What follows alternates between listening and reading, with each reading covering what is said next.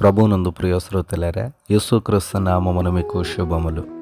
మన ఆత్మీయ మేలు కొరకే ఈ దినవాక్యము, నన్ను ఆదుకొనుటకై మేల్కొనుము.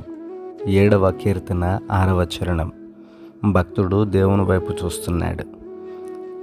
తను అనేకమైనటువంటి శ్రమల చేత, బాధల చేత, కన్నీళ్ల చేత, కష్టాల చేత నలిగిపోతూ ఉన్నప్పుడు భక్తుని యొక్క నిరీక్షణ కేవలం దేవుడే.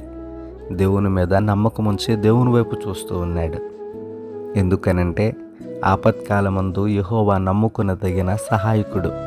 భక్తుడంటాడు, ఆయనే నా కేడము, ఆయనే నా రక్షణ శృంగము, ఆయనే నన్ను ఆదుకునివాడు, చంకనెత్తుకునివాడు, నా పరిస్థితులు మార్చువాడు, నా కన్నీటిని తుడుచువాడు. ఈ ఉదయం ముందు అందరి కన్నీళ్లను తుడవాలని ఆకాశం ముందున్న దేవుడు చూస్తున్నాడు.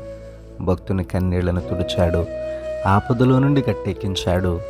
యెహోవాకు మొర్రపెట్టగా ఆయన నాకు ఉత్తరం ఇచ్చనని భక్తుడు సెలవిస్తూ ఉన్నాడు.